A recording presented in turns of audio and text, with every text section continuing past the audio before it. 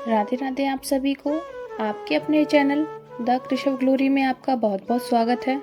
कैसे हैं आप सब, ये बताने के लिए आप सब मुझे कमेंट बॉक्स में जय माता दी जरूर लिखें। माँ भगवती दुर्गा की कृपा सदैव आप पर और आपके पूरे परिवार पर बनी रहे। दोस्तों, आज मैं शेयर करने वाली हूँ प्रदोष व्रत की संपूर्ण जानकारी। प्रदोष व्रत क्या है, प्रदोष व्रत क्यों करना चाहिए, महत्व क्या है प्रदोष व्रत का, प्रदोष व्रत कैसे शुरू करें और कितने व्रत करने चाहिए, पूजा विधि क्या है, क्या इस व्रत के दौरान खाना चाहिए और क्या नहीं खाना चाहिए, व्रत के नियम क्या है, दान क्या करना चाहिए, उद्यापन कब और कैसे करें, ये सभी बातें प्रदोष व्रत के बारे में संपूर्ण जानकारी मैं आपको इस वीडियो के माध्यम से आज शेयर करने वाली हूँ। तो वीडियो को पूरा देखें दोस्तों। वीडियो अच्छी लगे तो वीडियो को लाइक कर दें, शेयर कर दें अपने फैमिली और फ्रेंड्स के साथ, चैनल को सब्सक्राइब करें ताकि ऐसी ही महत्वपूर्ण जानकारी आपको आगे भी मिलती रहे। बेल आइकन को जरूर प्रेस करें ताकि जब भी मैं कोई नई वीडियो अपलोड करूं तो उसकी नोटिफिकेशन सबसे पहले आपको मिले। दोस्तों, बात करते हैं प्रदोष व्रत के बारे में। सबसे पहले जानते हैं प्रदोष व्रत क्या है। दोस्तों, प्रदोष काल में किए जाने वाले नियम, व्रत और अनुष्ठान को प्रदोष व्रत कहा जाता है। और प्रदोष काल सूर्यास्त से 1.5 घंटा पहले और सूर्यास्त के 1 घंटे बाद का जो समय होता है उसे प्रदोष काल कहा जाता है। उस समय में भगवान भोलेनाथ की पूजा का बहुत महत्व होता है। त्रयोदशी के दिन, हर मास की त्रयोदशी तिथि को प्रदोष व्रत कहा जाता है। इस व्रत में प्रदोष काल में यानी कि सूर्यास्त से 1.5 घंटा पहले और 1 घंटे बाद का जो समय होता है उस समय में पूजा का विधान है। भगवान भोले शंकर की पूजा जो है वो प्रदोष काल में करने से ज़्यादा पुण्य फल की प्राप्ति होती है। और दोस्तों, हर महीने में 2 बार त्रयोदशी तिथि आती है, कृष्ण पक्ष में और शुक्ल पक्ष में। जैसे हर महीने में 2 बार एकादशी आती है, वैसे ही हर महीने में प्रदोष का व्रत भी 2 बार आता है। इस व्रत को शिव पुराण के अनुसार सबसे पहले चंद्रमा ने किया था, जिससे कि चंद्रमा का क्षय रोग खत्म हो गया था। और भगवान भोलेनाथ को यह व्रत परम प्रिय है, इसलिए इस व्रत में शिव जी की पूजा उपासना से सभी मनोकामनाएं पूर्ण हो जाती हैं। दोस्तों, इस व्रत को करने से पूर्व जन्म के जो कर्म बंद होते हैं, जो बुरे कर्म होते हैं, जिसकी वजह से हम इस जन्म में परेशान होते हैं, कष्ट भोग रहे होते हैं और परेशानियां समाप्त होने का नाम नहीं लेती हैं, वो इस व्रत को करने से समाप्त हो जाती हैं। सभी दुखों का अंत हो जाता है प्रदोष का व्रत करने से। प्रदोष का व्रत करने से सभी प्रकार के दोष समाप्त हो जाते हैं। दोस्तों, प्रदोष व्रत के महत्व के बारे में ऐसा कहा गया है कि अगर कोई भी व्यक्ति सभी तरह के संयम नियम का पालन करता है, पूजा पाठ करता है, जप तप करता है, दान भी करता है, उसके बाद भी अगर मनुष्य के जीवन में परेशानियां हैं, दुख और संकट हैं, वैवाहिक जीवन सुखी नहीं है, संतान नहीं है, पुत्र नहीं है, या आर्थिक स्थिति से बहुत परेशान है, घर में कलह क्लेश का वातावरण है, गरीबी है, दरिद्रता है, इस तरह की परेशानियों में आप घिरे हुए हैं, बीमारी खत्म होने का नाम नहीं लेती है, घर से शत्रुओं से घिरे हुए हैं, तो ऐसे व्यक्ति को हर महीने में 2 प्रदोष पड़ते हैं और दोनों प्रदोष का पालन करना चाहिए। उस दिन भगवान शिव की पूजा करनी चाहिए, व्रत करना चाहिए, नमः शिवाय मंत्र का पूरे दिन जाप करते रहना चाहिए और दान करके शुभ फल की प्राप्ति होती है अगर इस व्रत को नियम से किया जाए तो। और जीवन में सभी तरह के दुख समाप्त हो जाते हैं। अगर आपकी जन्म कुंडली में किसी भी तरह के दोष हैं, शनि दोष हो या राहु केतु से आप परेशान हो या चंद्रमा आपका पीड़ित हो या किसी भी तरह से आपकी जन्म कुंडली दूषित हो, पीड़ित हो, तो ऐसी अवस्था में आपको महादेव की शरण में जाना चाहिए, प्रदोष का व्रत करना चाहिए। भगवान भोलेनाथ को प्रदोष का व्रत बहुत प्रिय है और भगवान भोलेनाथ की जो भी पूजा करता है उसके सभी कुंडली के दोष समाप्त हो जाते हैं, सभी ग्रहों के दोष समाप्त हो जाते हैं। तो भगवान शिव की पूजा से, प्रदोष के व्रत करने से राहु केतु और शनि के जो बुरे प्रभाव होते हैं वो समाप्त हो जाते हैं और उनसे जो परेशानियां झेलनी पड़ रही होती हैं उससे आपको मुक्ति मिल जाती है, घर में सुख संपन्नता आती है। इसलिए इस व्रत को जरूर करना चाहिए। इस व्रत को शीघ्र विवाह के लिए भी लोग करते हैं और इस व्रत को संतान प्राप्ति के लिए भी किया जाता है। दोस्तों, ये व्रत सप्ताह में 7 दिन होते हैं और 7 दिन में जिस दिन भी ये व्रत पड़ता है उस दिन का अलग अलग फल माना जाता है। अच्छे स्वास्थ्य और आयु में वृद्धि के लिए रविवार के दिन जो प्रदोष पड़ता है, रवि प्रदोष, उसका व्रत किया जाता है। सोमवार के दिन यानी सोम प्रदोष को व्रत करने से सभी मनोकामनाएं पूर्ण हो जाती हैं।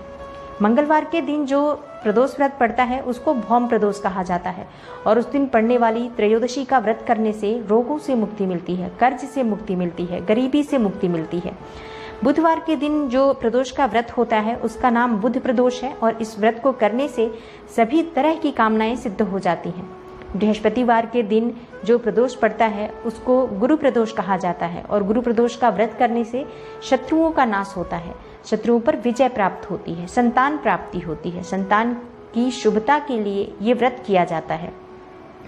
शुक्रवार प्रदोष का व्रत करने से, शुक्रवार को जो प्रदोष पड़ता है उसका नाम शुक्र प्रदोष है और उसका व्रत करने से सौभाग्य की वृद्धि होती है, दाम्पत्य जीवन सुखी रहता है। तो जिस भी दंपति का वैवाहिक जीवन सुखी नहीं है, शादी में परेशानियां हो रही हैं और पति पत्नी के बीच में तनाव रहता है, उसे शुक्रवार के दिन पड़ने वाले प्रदोष का व्रत अवश्य करना चाहिए। शनि प्रदोष का व्रत करने से पुत्र की प्राप्ति होती है, इसलिए शनिवार को जो प्रदोष पड़ता है उसे शनि प्रदोष कहा जाता है। और इस दिन शनि प्रदोष का व्रत करने से शनि जनित जो भी पीड़ा होती है उसे मुक्ति मिल जाती है। अगर कोई व्यक्ति शनि की महादशा, ढैया या साढ़े साती से परेशान है तो उसे शनि प्रदोष का व्रत जरूर करना चाहिए।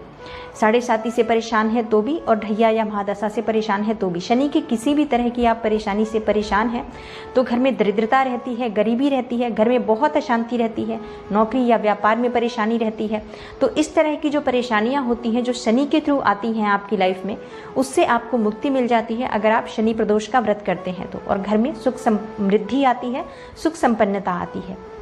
प्रदोष व्रत कब शुरू करें और कितने करने चाहिए? दोस्तों, प्रदोष का व्रत किसी भी महीने में शुक्ल पक्ष की त्रयोदशी तिथि से शुरू किया जा सकता है, लेकिन सावन का महीना और कार्तिक का महीना प्रदोष का व्रत शुरू करने के लिए सर्वश्रेष्ठ माना जाता है।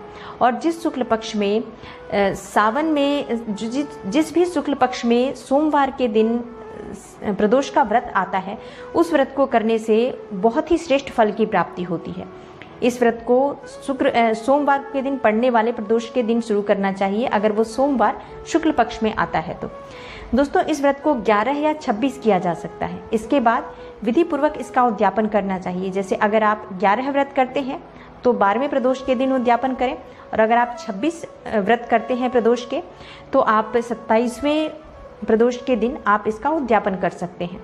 अब दोस्तों जानते हैं इसकी पूजा विधि क्या है। दोस्तों, त्रयोदशी के व्रत में एक दिन पहले से ही सात्विक भोजन करना चाहिए, पूर्ण रूप से ब्रह्मचर्य का पालन करना चाहिए, घर में कलह क्लेश ना हो इस बात का ध्यान रखना चाहिए, घर में साफ सफाई एक दिन पहले से ही कर लेनी चाहिए। अपने पूजा स्थान की भी सफाई आपको एक दिन पहले से ही साफ सुथरा करके रख लेना चाहिए। और जिस दिन आपको व्रत करना है उस दिन प्रातःकाल सूर्योदय से पहले उठें, नित्य कर्म से निवृत्त होकर स्नान आदि के बाद आप शुद्ध और स्वच्छ वस्त्र धारण करें और सबसे पहले आप सूर्य को जल अर्पित करें। किसी भी पूजा से पहले नित्य कर्म में शामिल होता है भगवान सूर्यदेव की आराधना, तो सबसे पहले सूर्यदेव की पूजा की जाती है, सूर्यदेव को जल अर्पित किया जाता है। जल में आप थोड़ी सी हल्दी, थोड़ा सा रोली डाल लें, थोड़ा अक्षत डाल लें और भगवान सूर्यदेव को ये जल अर्पित करें। इससे धन लाभ होता है और जो भी आप पूजा पाठ करते हैं वो भगवान स्वीकार करते हैं। उसके बाद आप अपने घर में जो नित्य पूजा करते हैं प्रतिदिन की, वो पूजा संपूर्ण रूप से कर लें और उसके बाद फिर आप अगर आपके घर के आसपास कहीं मंदिर है तो वहाँ जाकर आप पूरे शिव परिवार की पूजा करें। और पूजा में भगवान भोलेनाथ को आप जल से अभिषेक करें, दूध या पंचामृत से अभिषेक कर सकते हैं या शहद, घी, तमाम तरह की चीज़ें होती हैं जिससे मनोकामनाओं की पूर्ति हो जाती है। तो आप जिस भी चीज़ से भगवान भोलेनाथ की आराधना करना चाहते हैं उससे अभिषेक करें। उसके बाद फिर आप गंगा जल से अभिषेक करें। दोस्तों, शिव परिवार की पूजा में सबसे पहले गणेश जी की पूजा करनी चाहिए। भगवान गणेश की पूजा करें, उसके बाद माँ पार्वती की पूजा करें, फिर कार्तिकेय भगवान की, फिर नंदी देवता की और उसके बाद भगवान भोलेनाथ की पूजा की जाती है। भगवान भोलेनाथ के पूरे परिवार की पूजा पहले की जाती है, उसके बाद भगवान भोलेनाथ आपकी पूजा स्वीकार करते हैं। इसलिए सपरिवार भगवान भोलेनाथ की पूजा करें और पूजा में आपको धूप दीप नैवेद्य अर्पित करना है भगवान भोलेनाथ को। भांग, धतूरा, आंकड़े का फूल, मंदार का फूल और धतूरे का फूल जो सफ़ेद रंग का होता है भगवान भोलेनाथ को बहुत प्रिय है, आंकड़े और धतूरे का फूल, तो वो ज़रूर अर्पित करें। बेलपत्र अर्पित करें। बेलपत्र पर आप तीनों पत्तों पर ओम नमः शिवाय लिखकर भगवान भोलेनाथ को अर्पित करें। और आप भगवान भोलेनाथ को जो भी सीजनल फ्रूट्स होते हैं वो नैवेद्य स्वरूप आप अर्पित कर सकते हैं। सफ़ेद मिठाई भगवान भोलेनाथ को बहुत प्रिय है, तो आप दूध से बनी हुई मिठाई भगवान भोलेनाथ को चढ़ाएं और उनकी पूजा करें। फिर हाथ में पुष्प और अक्षत लेकर व्रत का संकल्प लें कि आप कितने प्रदोष कर रहे हैं और उसके बाद अपनी मनोकामना बोलें। जो भी आपकी मनोकामना है वो भगवान भोलेनाथ को बताएं कि आप किस मनोकामना से ये व्रत कर रहे हैं। आप भोलेनाथ से प्रार्थना करें कि वो आपके व्रत को निर्विघ्न पूर्ण होने में मदद करें और जाने अनजाने व्रत में कोई भूल चूक हो जाए तो उसके लिए आपको क्षमा करें। आपकी पूजा, आपका व्रत जो है वो भगवान भोलेनाथ स्वीकार करें। इस चीज़ के लिए आप प्रार्थना करें और आपकी मनोकामना को शीघ्र अतिशीघ्र पूर्ण करें। भगवान भोलेनाथ से ये सभी प्रार्थना आप कर लें। इस तरह से अब आप व्रत की शुरुआत कर सकते हैं। अगर आप मंदिर नहीं जा सकते हैं तो घर में ही सारी पूजा करें और घर में ही शिवलिंग ना हो आपके तो आप मिट्टी का शिवलिंग बनाकर पूजा कर सकते हैं। मिट्टी का शिवलिंग भी अगर आप नहीं बना सकते हैं तो भगवान भोलेनाथ की जो एक तस्वीर होती है जिसमें शिव, माता पार्वती हो, शिव हो, गणेश जी हो और कार्तिकेय भगवान नंदी के साथ भगवान भोलेनाथ विराजमान होते हैं, उस मूर्ति को आप अपने घर में स्थापित करें। अपने घर के मंदिर में भी आप ये मूर्ति स्थापित कर सकते हैं या आप एक लकड़ी का पाटा रखें, उसके ऊपर आप लाल रंग का वस्त्र बिछाकर उस पर भगवान भोलेनाथ की ये तस्वीर स्थापित करें। वहाँ पर आप पूरे विधि विधान से इसी तरह से आप वहाँ पर भी भगवान भोलेनाथ की पूजा कर सकते हैं और दूध और गंगा जल से आप उस मूर्ति पर हल्के हल्के सी छींटे दे सकते हैं। तो ये स्नान स्वरूप हो जाता है और सारी चीज़ें, आप सारी क्रिया जो है वो सब आप इस तस्वीर पर ही करें और भगवान भोलेनाथ की विधिवत पूजा करें। इसके बाद आप पूरे दिन व्रत रखें। शाम को प्रदोष काल में यानी कि सूर्यास्त से 1 घंटा पहले से ही अपनी पूजा आप प्रारंभ कर दें। जैसे कि जो प्रदोष काल होता है वो सूर्यास्त से 1.5 घंटे पहले होता है और सूर्यास्त के 1 घंटे बाद तक होता है। तो 2.5 घंटे का जो समय होता है वो प्रदोष काल का समय होता है और उस समय में ही भगवान भोलेनाथ की पूजा की जाती है। तो आप उस समय में ही अपनी पूजा कर लें और आप ऐसे ही शाम की भी पूजा आपको करनी है। ओम नमः शिवाय का आपको जप करना है। आरती करें कपूर से भगवान भोलेनाथ की और उनके पूरे परिवार की। दोस्तों, इस व्रत में पूरे दिन भगवान शिव के मंत्र का जाप करते रहना चाहिए। जो भी आपको मंत्र आता है, जैसे कि अगर आप मंत्र जप कर सकते हैं महामृत्युंजय का तो महामृत्युंजय मंत्र का जाप करें, नमः शिवाय का जाप करें, ओम नमः शिवाय का जाप करें या भगवान शिव के बहुत सारे मंत्र हैं। आपको जो भी मंत्र अच्छे से याद हो, जो भी मंत्र आप जपना चाहते हैं वो मंत्र आप पूरे दिन जपते रहें। और इस व्रत में सुबह शाम दोनों समय पूजा का विधान है। भगवान शिव और माँ पार्वती के साथ पूजा करनी चाहिए इस दिन, तो दोनों समय आप पूजा कर सकते हैं। अगर आप वर्किंग हैं, जॉब करते हैं और आपके पास दोनों समय पूजा करने का समय नहीं है तो कोई भी एक समय आप निश्चित करें। आप सुबह, अगर आपके पास समय है तो आप पूरी पूजा सुबह करके चले जाएं और फिर शाम को आकर भगवान भोलेनाथ की आराधना करके आप और व्रत अपना कंप्लीट कर सकते हैं। और शाम का समय अगर आपके पास है तो शाम को ये पूजा कर सकते हैं, जैसा आपसे संभव हो। भगवान भोलेनाथ की पूजा आप किसी भी परिस्थिति में करेंगे वो स्वीकार करते हैं, वो सब जानते हैं। अगर आपके पास जितना समय है उतने समय में ही भगवान भोलेनाथ की आप पूरे श्रद्धा भाव से आराधना करें तो आपका व्रत, आपकी पूजा स्वीकार हो जाती है। दोस्तों, व्रत में क्या खाएं, ये सबसे पहले होता है कि व्रत में क्या खाना चाहिए। व्रत में फलाहार कर सकते हैं। वैसे पहले के समय में ऐसा कहा जाता था कि इस व्रत को निर्जल रखा जाता है। शास्त्रों में ऐसा वर्णित है कि पूरे दिन निर्जल रहकर तीसरे पहर के बाद भगवान भोलेनाथ की पूजा करके ही जल ग्रहण करना चाहिए, लेकिन ऐसा संभव नहीं है। तो व्रत में आप फलाहार कर सकते हैं, जो भी फल खाना चाहें, जूस ले सकते हैं, चाय ले सकते हैं, ये सब आप अपनी इच्छा के अनुसार ले सकते हैं। और शाम के समय प्रदोष काल की पूजा के बाद आप सबको प्रसाद वितरित करें। उसके बाद आप स्वयं भी भोजन और प्रसाद ग्रहण करें। प्रसाद में आप मीठा भोजन करें, नमक आपको नहीं खाना है, इसमें सेंधा नमक भी नहीं खाया जाता है। तो पूर्ण रूप से इसमें मीठा और सात्विक भोजन आपको ग्रहण करना चाहिए। दोस्तों, अब बात करते हैं कि सावधानियां क्या रखनी है इस व्रत के दौरान। इस व्रत में दोस्तों झूठ नहीं बोलना चाहिए। व्रत के दौरान आपको झूठ नहीं बोलना चाहिए, किसी की निंदा नहीं करनी चाहिए, किसी के बारे में भी गलत सोच नहीं रखनी चाहिए। पूरे दिन आपको भगवान भोलेनाथ का ध्यान करते रहना है, स्मरण करते रहना है, अच्छी बातें ही दिमाग में रखनी है। अपने परिवार के प्रति या किसी के भी प्रति आप सिर्फ अच्छा सोचें, कुछ भी आप किसी के लिए भी गलत ना तो बोलें और ना ही सोचें। दोस्तों, व्रत में कम बोलना चाहिए। व्रत में कम बोलने से ये होता है कि आप किसी के भी बारे में कुछ भी गलत बोलने से बच जाते हैं। तो इसलिए व्रत में सिर्फ भगवान के नाम का स्मरण करते रहें और कम से कम आप बात करें, उतना ही जितना कि आपको ज़रूरी लगता है। उद्यापन कैसे करें?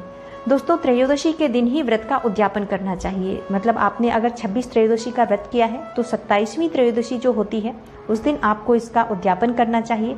जैसे कि मान लीजिए कि आपका संकल्प पूरा हो गया 26 व्रत का, तो आप 27वीं जो त्रयोदशी आती है उस दिन रुद्राभिषेक का आयोजन अपने घर में रखें और किसी योग्य ब्राह्मण को बुलाकर उससे ये पूजा संपन्न कराएं। अगर आप किसी योग्य ब्राह्मण को बुला लेते हैं उस दिन तो आपके कई काम एक साथ हो जाते हैं। जैसे एक ब्राह्मण द्वारा पूरे विधि विधान के साथ आपकी पूजा संपन्न हो जाती है, क्योंकि जब हम खुद से पूजा करते हैं तो कुछ न कुछ रह जाता है, कुछ न कुछ गलती हो जाती है। और ऐसे में जब आपने अपनी मनोकामना के लिए भगवान भोलेनाथ का व्रत रखा है तो आपको ब्राह्मण के द्वारा पूजा करवानी चाहिए ताकि कुछ भी गलत ना हो। दोस्तों, हवन कराना चाहिए, रुद्राभिषेक कराना चाहिए, भगवान भोलेनाथ की पूजा हो इसके बाद, और क्षमा प्रार्थना करें पूजा होने के बाद। शांति पाठ के बाद आप ब्राह्मण को भोजन कराएं, यथासंभव दान दक्षिणा दें। दान में आप चावल का दान कर सकते हैं, सफ़ेद वस्तुओं का दान दिया जाता है इसमें, तो चावल, दूध, दही, और ब्राह्मण को वस्त्र का दान कर सकते हैं। और कुछ पैसों के साथ, फल फ्रूट के साथ ब्राह्मण देवता को दान देने के बाद आप उनसे आशीर्वाद लें और भगवान भोलेनाथ से भी आशीर्वाद लें। इस तरह से भगवान भोलेनाथ से प्रार्थना करें कि आपसे जो भी व्रत के दौरान कोई भूल चूक हुई हो उस सब के लिए भगवान आपको क्षमा करें और आपकी जो भी मनोकामना है उसे पूर्ण करें। आपके पूरे परिवार पर भगवान भोलेनाथ की कृपा सदा सर्वदा बनी रहे, इसके लिए आप प्रार्थना करें। और दोस्तों, अगर आप पूरे नियम के साथ प्रदोष का व्रत करते हैं तो आपकी सभी मनोकामनाएं जरूर पूर्ण होती हैं और सभी कष्ट दूर हो जाते हैं।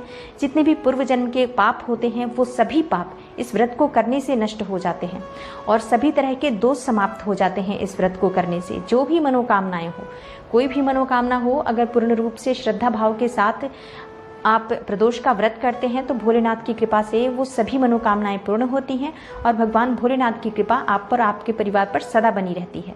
दोस्तों, ये है आज का वीडियो।